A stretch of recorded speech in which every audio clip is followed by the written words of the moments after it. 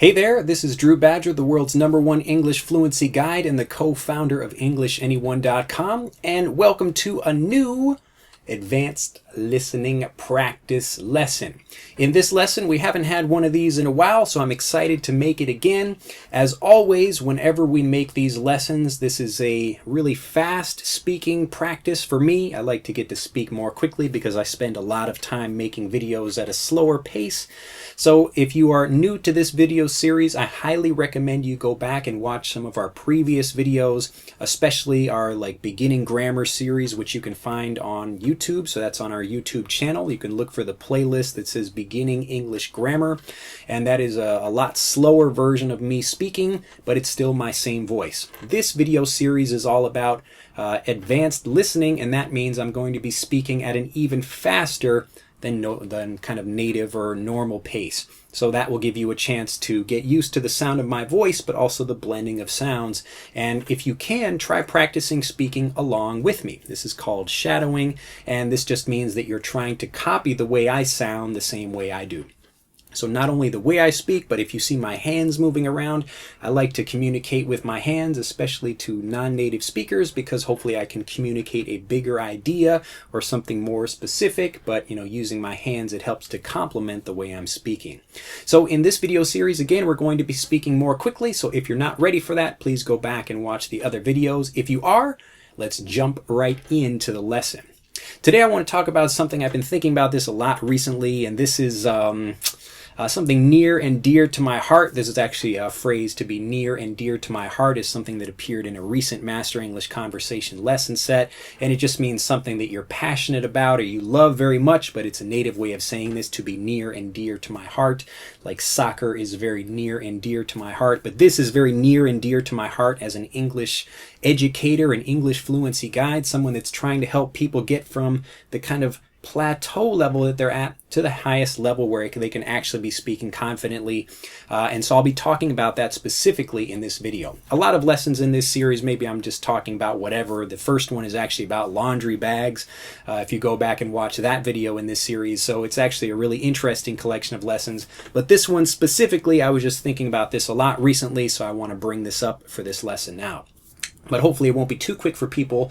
But again, you might have to watch this a few times until you can get it all and really understand everything. Anyway, so the point of this lesson, what I want to talk about is practice and why it's such an important thing. And I know this seems kind of like a very obvious thing to most students, like, yes, of course, I have to practice if I want to get better. But I really want to talk about first understanding what language learning is and what language learning is not, and then why such, practice would be such an important thing to think about. So first of all, when you think about a subject like math, or you're trying to learn science or something like that, where you have to memorize a bunch of facts and then use those again when you're taking a test. These are formulas, that kind of thing. I talk about this over and over again, but learning a language is not like learning that kind of information. It's not something where I can take a test and I have time to think about it and I can take a rule and use the rule and there's lots of time. Again, that time factor is the most important thing. So when you're studying a language in a classroom and you're thinking about taking tests, you have that time, you're listening to a reading exercise or a reading exam, or a listening practice exercise or exam, and you have time to think about your answer. But most times in conversations, you have to be very quick. Otherwise, you're just sitting there pausing like this, and you don't really know what to say. And this can be, frustrating and embarrassing for people. So the whole point, to be able to speak fluently and continuously, just the way I'm speaking right now, you're still kind of thinking as you speak in the same way I'm thinking right now, but you really want to be able to make this process go much more quickly. And the only way to do this is through practice. So what people normally do is they spend maybe 95% of their time learning something in a textbook.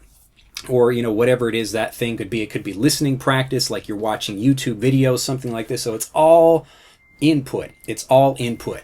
But everything changes the moment you actually have to use that in a real conversation. And so it's only that time, you'll have to forgive me, there's like a truck backing up outside, but hopefully that little beeping will go away soon. Anyway, so when you're thinking about the difference between the way you practice, and so if you have this specific problem of, when you're talking to yourself, you're maybe doing some practice by yourself, everything seems to flow quite well, but as soon as you get in front of other people, it's like, what am I going to say? I don't know what I'm going to say. And then you start getting worried, and it gets worse and worse. And then, after a while, you're just like, screw it. I don't want to talk to people anymore. I'm too nervous, and I make too many mistakes, and it's too frustrating, and then you stop. So this is what we want to reverse. We want to reverse this process of kind of a downward spiral. This like a spiral going like this, where it's like something bad happens and you feel bad about it and it gets worse and worse. We want to do the opposite, where you get excited about something and start wanting to practice more and more, which helps you start get fluent and, getting more confident as well when you speak. So the thing I'd like you to really remember for this video is that practice is the most important thing, and practice is not learning and studying. So these are really two different things where you're just, kind of getting input only and you're not putting anything back out again. With learning a language, you should be spending like the exact opposite amount of time. Maybe you spend 5 minutes learning something, but then you spend 2 hours practicing it. And if you can do that more instead of sitting here and watching videos, and it's great if you can watch videos, you can learn a lot of information, but until you get into that actual situation where you're using what you learn, it will never become automatic for you. And the reason this happens is because language learning, again, is not like math or science. It's like learning a sport or an instrument. And me playing basketball right now is a perfect example of this. So I'm actually, I really enjoyed having fun. I played on the playgrounds back in America when I was living in Chicago when I was a kid.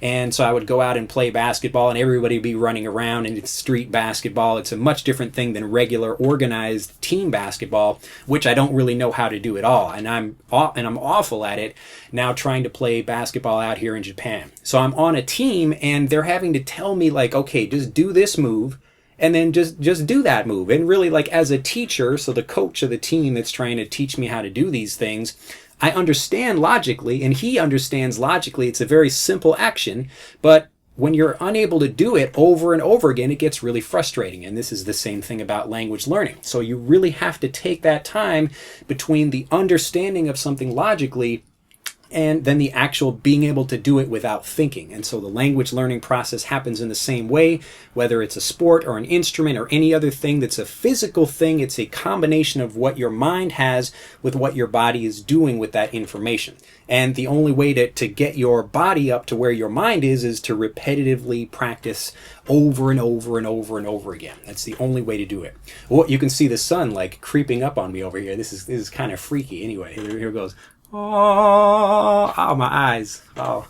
Anyway, I'm getting excited over here. It's nice to get a little bit of sunshine as it's starting to get colder. But I really want you to keep this idea in mind. It's such an important thing that the learning of something, when you talk about like, yeah, I'm learning English right now, I really want you to be thinking about I'm using English right now, I'm practicing English right now, instead of I'm learning something. So you wouldn't really talk about I'm learning basketball. You would talk about practicing basketball. And so a coach will show me a move, and then I'll do it a few times and I'll do it badly, but I keep practicing it until I can do it automatically. So it could be dribbling drills or like screening drills, anything like that, where I'm having to do something, but because I'm thinking about it too much, that's where I start making mistakes. So if you want to do this in English, you have to spend less time actually kind of like learning, getting that input, so you get whatever input it is you want, and then okay, you stop. I spend 5 minutes learning a new phrase, just like, some of the many videos that we have on our channel where we're teaching just 1 or 2 phrases. Get one of those, you watch a video for 5 minutes, and then go out and find people to practice with. Now, this is the part of the video where I can hear people complaining like, well, I don't have anybody to practice with where I live. Like, okay.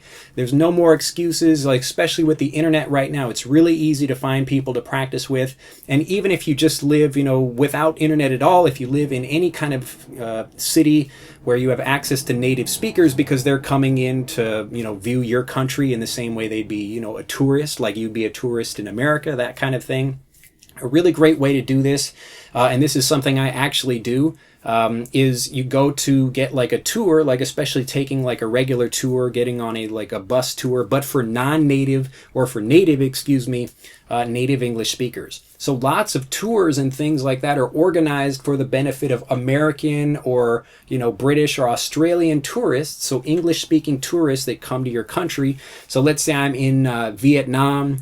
Just for an example, I'm in like Ho Chi Minh City. When I was there were lots of English-speaking tours that people have. And so you have like the Vietnamese people on like the Vietnamese tour, and then you have the Americans on the American tour. Now, if you really want to learn the language, if you're an American speaker, you get on the Vietnamese language tour. And if you want to learn English, you get on the American speaking tour. It's really that simple. So what I did, I'm on the tour bus with people, and I'm speaking with them, and I had a great time over there. And when I'm getting to practice and listen to people, that's a whole day or even longer than that of just getting lots of practice within that environment. So when people talk about the immersion, to put yourself inside of that language situation, you don't need to travel to a different country in order to do that. You just have to be smart about how you practice, because learning the English language actually makes it much easier to do that than learning anything else. Now, I'm in Japan right now, so it's quite easy for me to go outside and start practicing Japanese, but maybe if I'm in, Algeria or something like that, that's going to be more difficult. But for English learners, there's pretty much English speakers all over the world, somebody that you could practice with, or even if they were non-native, there are actually more non-native speakers of English than there are native speakers of English around the world right now. Isn't that amazing?